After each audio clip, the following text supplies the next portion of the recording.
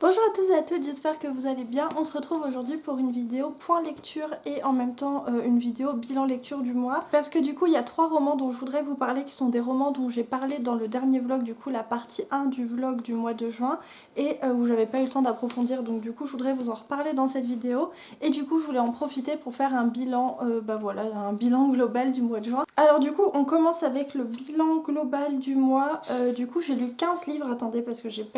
viens juste de compter. Mais j'ai perdu la page. Alors, j'ai lu 15 livres en tout, dont une lecture graphique, une nouvelle et 2 relectures. Et j'ai fait des très chouettes lectures. J'ai avancé dans mes sagas et ça c'est cool parce que c'était vraiment, c'est vraiment un de mes objectifs là pour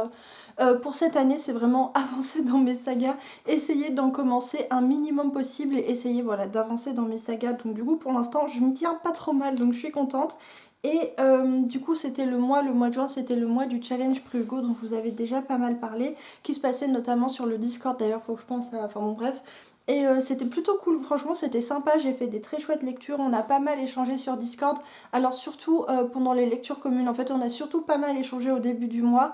pendant la lecture commune de Un souvenir nommé Empire. Et ensuite il y a eu vraiment beaucoup d'échanges sur la lecture commune du Problème à 3 corps qui a vraiment soulevé énormément de questions, énormément de débats, énormément d'échanges et ça c'était trop cool. Donc voilà, le challenge Prix Hugo c'est plutôt un très bon bilan, c'était très chouette. Donc du coup j'espère qu'on pourra refaire ça prochainement, enfin pas prochainement là tout de suite, mais peut-être cet automne ou cet hiver faire une deuxième édition pour lire d'autres romans du coup, notamment ceux qu'on n'a pas eu le temps de lire parce que d'ailleurs puisqu'on y est, j'avais prévu une pile à lire. Alors la pile à lire que j'avais prévue, enfin la pioche à lire pardon, que j'avais prévue pour le mois de juin finalement comme je pouvais m'y attendre, j'ai assez vite laissé de côté. Et du coup notamment dans ma pile à lire que j'avais prévue pour le prix Hugo, je n'ai pas lu Un pont sur la brume de Kij Johnson, j'ai pas lu non plus le premier tome de Hyperion de Dan Simmons et je n'ai pas lu du coup Blackout de Connie Willis. Mais du coup celui-ci et celui-ci je prévois quand même de les garder de côté et de les lire prochainement. Alors peut-être pas tout de suite, mais quand même j'aimerais bien les lire. Et celui-ci je voudrais aussi énormément, enfin j'ai vraiment trop hâte de le découvrir,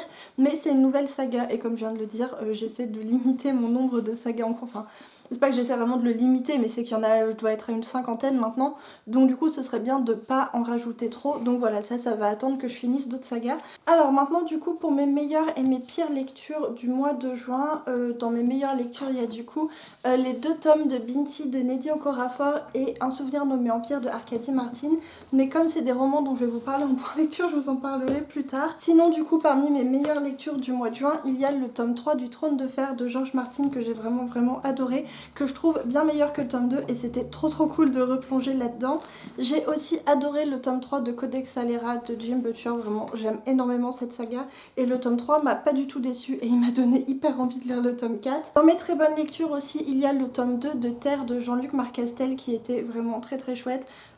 J'en parle en long, en large et en travers dans la deuxième partie du vlog du mois de juin qui sortira du coup je sais pas trop quand parce que c'est vraiment, le montage est assez long, mais j'ai beaucoup aimé malgré des éléments dont je vous parlerai du coup en vlog, notamment je suis pas trop fan des personnages féminins et de la question du sexisme dans le roman, mais j'ai adoré retrouver l'ambiance, les personnages, bon bref j'en parle déjà beaucoup en vlog donc je vais pas revenir dessus. Et j'ai aussi adoré Cantique pour les étoiles du coup de Simon G. Ménez qui a été un coup de cœur en fait, vraiment une excellente lecture, j'ai vraiment adoré cette histoire. Donc voilà pour les meilleures lectures. Et ensuite on passe aux déceptions, le tome 2 de Skyward, franchement déception, c'est pas que c'est mauvais ou que j'ai trouvé ça nul, mais franchement j'ai trouvé ça pas ouf non plus. Et Numérique de Marina et Sergei Diatchenko, pareil,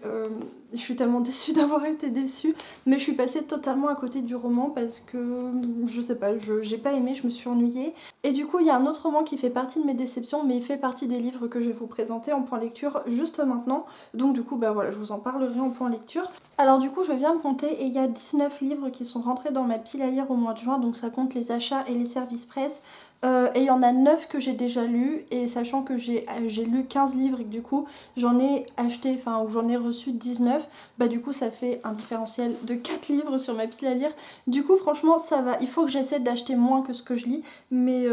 franchement ça va, surtout que les tout derniers je suis pas sûre que ce soit juin ou juillet, je me souviens plus trop quand je les ai achetés, mais du coup je sais plus. Donc voilà en gros pour mon bilan du mois de juin, et maintenant on va pouvoir passer au point lecture puisque du coup j'ai 4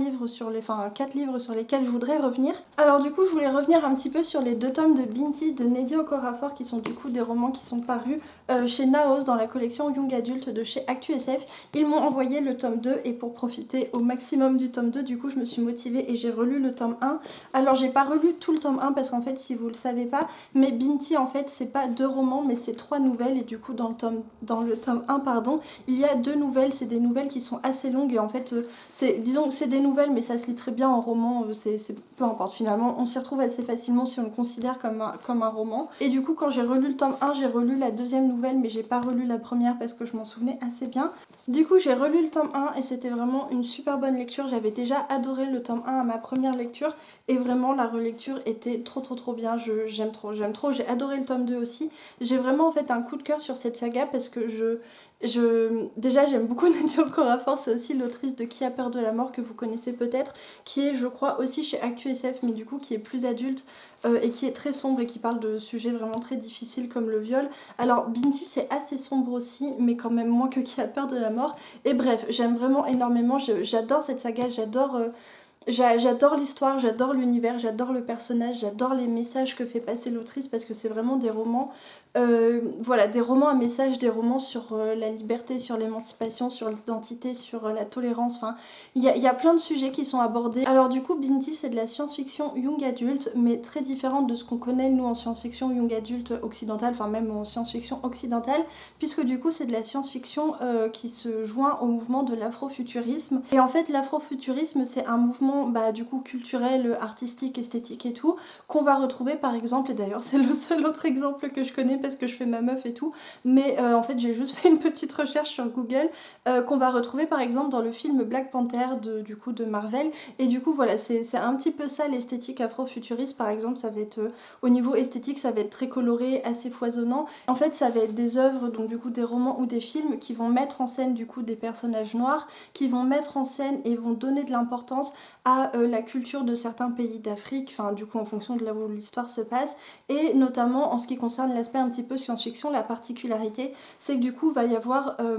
on va se situer dans des sociétés où il y a en fait une technologie vraiment très développée et où on va aussi trouver, on va être confronté à des peuples extraterrestres et ce genre de choses. Donc voilà pour les grandes thématiques, mais vraiment en très grand, je vous invite à faire des recherches si ça vous intéresse. Alors du coup Binti c'est l'histoire d'une jeune femme qui s'appelle du coup Binti, qui est issue de la tribu des Imba. C'est une tribu qui se situe sur Terre, juste à côté du désert, et c'est une tribu qui est connue dans la galaxie entière pour un objet technologique assez particulier qu'ils fabriquent en fait et qu'ils vendent dans la galaxie entière. Et en fait Binti elle a la particularité d'être une maîtresse harmonisatrice, qui est quelque chose d'assez important dans sa société, dans son peuple, parce que en fait elle a une espèce de pouvoir mathématique assez bizarre, qui fait qu'elle peut du coup calculer plein de choses. Elle est excellente en mathématiques, en fait elle rentre dans des espèces de transe mathématiques où elle va penser à une équation et l'équation va, enfin bon bref, un truc,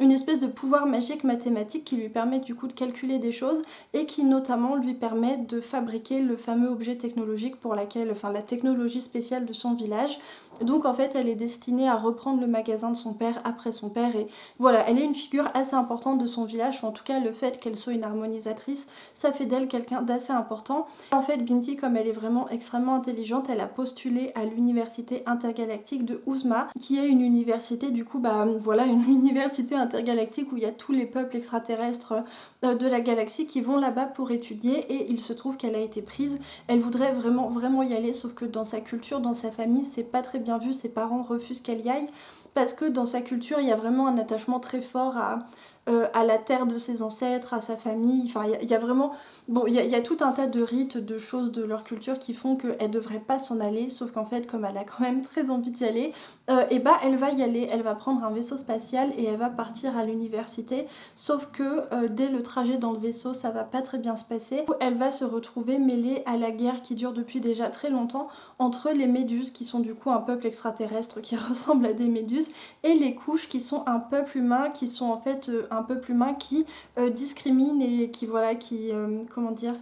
qui discrimine en fait les Imba depuis très longtemps. Donc déjà à la base les Imba et les couches ils sont pas très copains, mais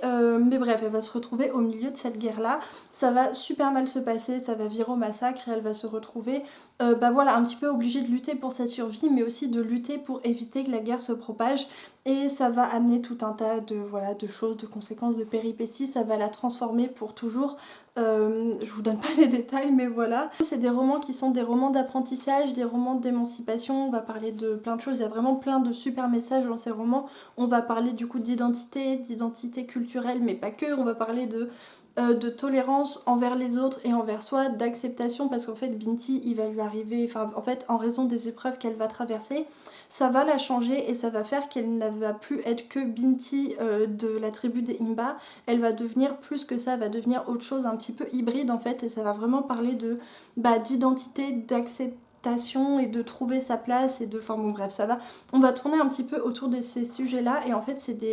des idées, des messages qui sont pas hyper originaux en soi, je pense qu'on peut trouver dans plein d'autres romans, mais qui vont vraiment être amenés par une histoire et un univers hyper original, vraiment dépaysant parce que voilà ça change comme je vous l'ai dit, mais ça change mais radicalement de la science-fiction occidentale et c'est une des choses que j'ai le plus aimé avec cette histoire. Donc voilà, et dans le tome 2, en fait le tome 2 va être totalement dans la lignée du tome 1. On va approfondir ces idées-là, en fait on va aller plus loin que le tome 1 sur les mêmes sujets et c'était vraiment très cool. Il va y avoir plein d'autres choses qui vont se rajouter, on va parler un petit peu plus de famille, de rédemption, de pardon, de sujets comme ça et c'était vraiment très très bien. J'ai vraiment adoré ce tome 2 qui je trouve fait totalement honneur au tome 1. Donc voilà, j'ai passé un excellent moment de lecture, vraiment je vous recommande de commencer cette saga si vous voulez découvrir un petit peu autre chose en science-fiction parce que voilà c'est très différent de ce qu'on fait en science-fiction occidentale et c'était trop génial à découvrir. Donc voilà pour Binti. Alors du coup je voulais aussi vous parler des Oiseaux du Temps qui est le roman écrit par Amal El Motar et Max Gladstone qui est le roman qui est paru il n'y a pas très longtemps aux éditions Nemos et qu'on a vu un petit peu partout, que j'ai lu du coup dans le cadre du challenge Prix Hugo puisque c'est le meilleur roman court, enfin c'est le livre qui a gagné la catégorie du meilleur roman court en 2020 je crois, oui c'est ça, en 2020 et du coup les éditions Nemos me l'ont envoyé en e-book. Alors en commençant ce livre j'avais vraiment aucun doute que j'allais adorer, j'étais vraiment persuadée que ça allait être un gros coup de cœur et finalement pour moi ça a été une grosse déception parce que j'ai pas aimé. Alors je pense vraiment que c'est un très beau roman, vraiment l'idée de départ, le concept, l'histoire et tout sont vraiment trop géniales mais alors moi je me suis ennuyée. Ouais, en fait je me suis ennuyée, je suis passée totalement à côté, je pense que c'est un roman qui était pas du tout fait pour moi. Alors du coup pour l'histoire en fait on va se situer dans un univers de science-fiction où en fait on est en pleine guerre du temps, c'est-à-dire qu'il y a deux camps ennemis, donc du coup le jardin et je sais plus quoi, enfin bref il y a deux camps qui se font la guerre, une guerre très particulière puisque c'est une guerre du temps, en gros ils essaient de contrôler les différents fils du temps et des différents univers en intervenant à certains moments désolé, il y a Guillaume qui rage sur Counter-Strike à côté. Du coup, en fait, chaque camp va envoyer des agents en fait en mission pour intervenir à certains moments de l'histoire dans les différents univers. Et en fait, ils partent du principe que si tu interviens à tel moment, ça va influer le cours de l'histoire et du coup, ça va modifier le temps, ça va modifier les différents univers, tout ça. On est un petit peu dans cette idée-là. Et en fait, on va suivre deux personnages féminins qui appartiennent chacune à un camp différent, qui du coup se font la guerre et qui d'ailleurs ont eu l'occasion de se retrouver plusieurs fois sur des missions, enfin sur des champs de bataille et d'être confrontées l'une à l'autre. Et en fait un jour l'une d'entre elles va contacter l'autre et c'est comme ça qu'elles vont entamer une correspondance à travers le temps et l'espace et à travers des espèces de lettres qui sont pas vraiment des lettres, d'ailleurs j'ai toujours pas bien compris ce que c'était, mais en gros c'est des lettres et elles vont s'échanger une correspondance comme ça. Et du coup dans les lettres au début on est plutôt sur quelque chose de l'ordre de l'hostilité, de la provocation et au fur et à mesure ça va se modifier en fait, plus elles vont communiquer l'une avec l'autre, plus elles vont échanger et découvrir des choses l'une sur l'autre, plus leur relation va évoluer et du coup on va partir d'une hostilité et de provocation, on va aboutir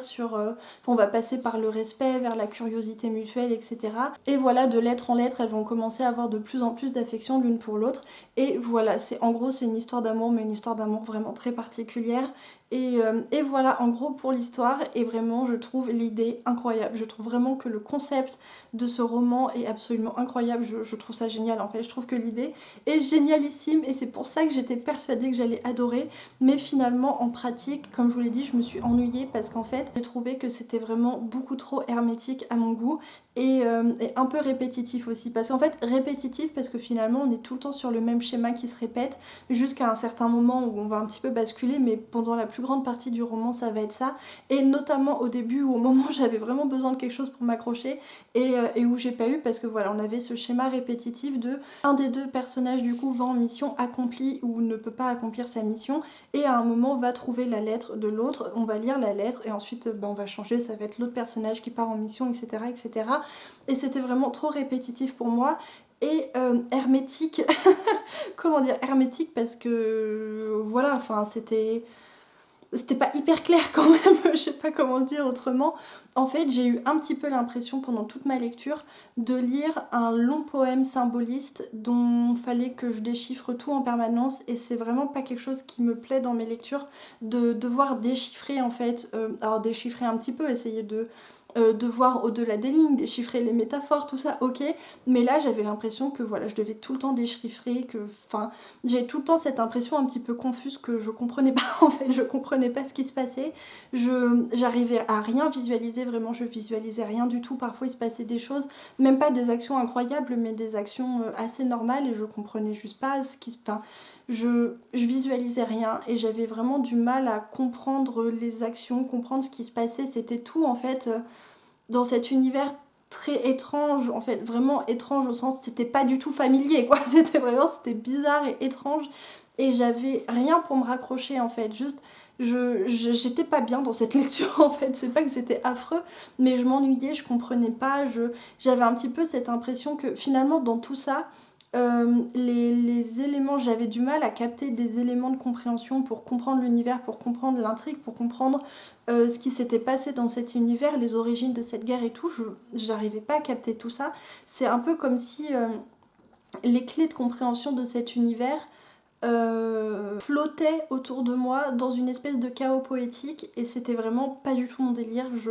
Voilà, je suis passée totalement à côté en fait et c'est dommage parce que vraiment je pense que l'histoire est géniale et je pense vraiment que c'est un livre qui trouvera et qui d'ailleurs a déjà trouvé son public parce que j'entends des avis dithyrambiques sur ce roman mais moi c'est pas du tout mon truc et voilà, du coup je suis passée totalement à côté de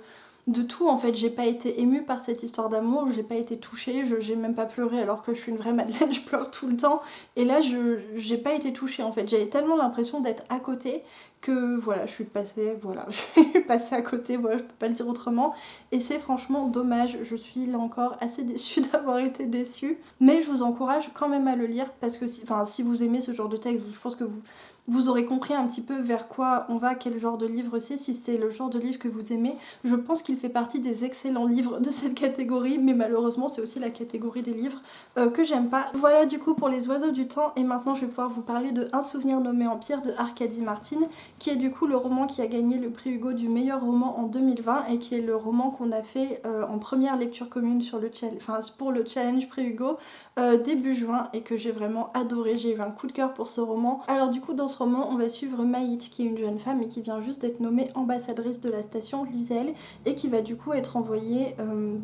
pour faire son travail à la capitale de l'empire Texacalan qui est vraiment le très très grand empire de cet univers, qui est vraiment la très grosse force politique de l'univers. Et en fait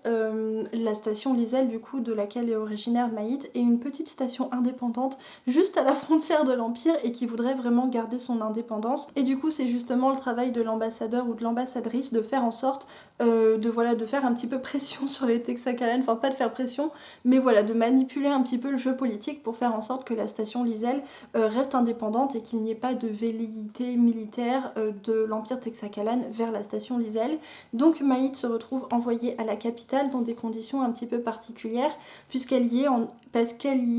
envoyée en urgence, puisqu'il se trouve que l'ancien ambassadeur est mort, qu'il aurait été assassiné, donc elle se retrouve un petit peu... en fait, elle arrive un petit peu dans un nid de vipère en arrivant à la capitale parce qu'elle découvre que l'ambassadeur a été assassiné, elle ne sait pas pourquoi et elle se rend assez vite compte qu'il y a pas mal de problèmes à la capitale et notamment on est sur une espèce de guerre politique. Donc voilà, elle se retrouve vraiment dans les embrouilles, d'autant plus qu'en fait elle a une puce mémorielle implantée dans sa nuque qui est normalement une puce mémorielle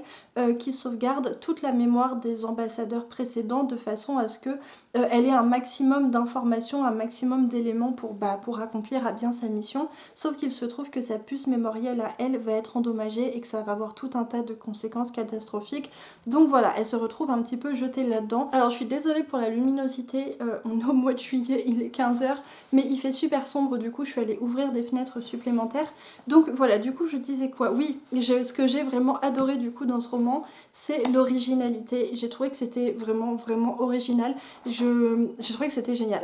Je vais rentrer dans le détail, mais vraiment j'ai trouvé que c'était super original et bon bref. C'est le moment où je rentre dans les détails du coup. Alors du coup pour moi ce roman c'est vraiment une immersion dans la culture de l'Empire Texacalan. On arrive en fait dans cette capitale et on découvre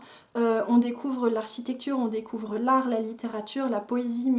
mais aussi le code d'honneur, les mœurs en fait, comment les gens doivent communiquer les uns avec les autres, les codes d'honneur, la hiérarchie et tout. Enfin vraiment, c'est vraiment une immersion dans la culture de l'Empire et j'ai trouvé que c'était hyper original parce qu'on est sur un roman du coup d'intrigue politique où finalement ce qui va donner l'avantage aux partis qui font partie du coup de cette intrigue, de cette guerre politique, ça va pas être la force, ça va pas être la force armée, ça va pas être d'avoir des factions militaires, d'avoir voilà des gens armés, c'est beaucoup plus subtil que ça en fait, puisque, enfin comment dire, c'est compliqué d'expliquer, mais attendez, c'est compliqué d'expliquer ça. En fait pour moi l'originalité du roman, ça va vraiment être le fait que la culture, que ce soit la culture artistique, tout ça, mais aussi la culture au sens un petit peu large, la manière dont les gens vont se comporter, interagir, converser, etc. Tout ça en fait, la manière dont les gens se... Enfin bref, la culture au sens large en fait, ça va être la place que ça va avoir à la fois dans l'univers mais aussi dans l'intrigue. Parce que finalement, ce qui va donner du pouvoir aux gens dans cet univers, ça va être la culture, ça va être... la culture, l'art, la littérature, les gens écrivent des poèmes pour montrer leur supériorité intellectuelle et culturelle. Et il y a vraiment un empire culturel hyper important et c'est là-dedans qu'on va être immergé en fait. Et c'était hyper intéressant et hyper original. Un peu étrange parce que c'est vrai que en fait les codes de cette société sont vraiment très différents des nôtres, ce qui peut donner parfois l'impression que c'est ce qui se passe, ce qui arrive aux personnages n'est pas réaliste parce que par exemple on va suivre du coup des personnages qui vont se faire des ennemis assez puissants et qui vont continuer à se balader en ville alors que bah, nous dans notre univers ils se feraient buter, enfin ou dans un autre roman de science-fiction ils se feraient voilà tuer physiquement, il leur arriverait quelque chose et là c'est pas comme ça en fait, c'est vraiment comme je l'ai dit, c'est beaucoup plus subtil parce que ce qui va faire pencher la balance dans un sens ou dans un autre, ça va être pas la supériorité militaire, même si ça compte un peu, mais ça va surtout être voilà, la supériorité culturelle, intellectuelle, la manière dont quelqu'un aura pu faire circuler les bonnes informations au bon moment de façon à ce que l'opinion publique aille dans son sens ou la manière dont les gens vont manipuler les discours et les... Voilà, c'est plutôt quelque chose de cet ordre-là et du coup c'était super intéressant et du coup là où ça amène encore, je suis désolée je dis beaucoup du coup, je sais que c'est un tic de langage qu'il faut que j'éradique mais j'y arrive pas et donc là où ça amène une nouvelle originalité, c'est que du coup l'intrigue passe énormément par les discours, par les conversations, par le langage, par le dialogue, parce qu'en fait tout va être question de découvrir des informations et de les échanger au bon moment avec la bonne personne. Les personnages du coup parlent beaucoup et parfois on peut avoir l'impression que c'est bon, ils parlent beaucoup mais ils font pas grand chose, mais en fait c'est que voilà, tout passe par la conversation. En fait les conversations sont un peu des joutes verbales où tu dois essayer de faire passer un message mais sans révéler trop ce que tu sais, sans trop révéler ton jeu. Là, je trouve que c'était vraiment super original comme approche de l'intrigue politique et comme, comme manière de faire fonctionner son intrigue parce que vraiment tout est travaillé et orienté autour de ça et je trouve que c'était vraiment étonnamment super prenant parce qu'on pourrait se dire qu'on manque d'action mais il y a quand même de l'action et voilà, tous les dialogues amènent à des nouvelles choses, des révélations, enfin bref, moi j'ai trouvé ça super dynamique, super intéressant. J'ai trouvé que justement les dialogues étaient hyper prenants parce que tu voyais les sous-entendus, tu voyais les enjeux et où parfois tu les voyais pas mais tu sentais qu'il y en avait et il y avait toujours de l'humour, des petites piques. J'ai adoré l'humour, j'ai adoré les personnages, j'ai adoré, je passe un petit peu vite sur les autres éléments parce que j'en ai déjà pas mal parlé en vlog en vérité de celui-ci. J'ai adoré les relations entre les personnages, l'amitié qui va se créer entre des personnages principaux, j'ai trouvé que c'était très chouette, très touchant. Donc voilà, je voulais revenir sur ces éléments là parce que j'en ai pas parlé en vlog mais il y a plein d'autres choses super intéressantes. Je trouve que on aborde énormément de sujets, je trouve. On va parler du coup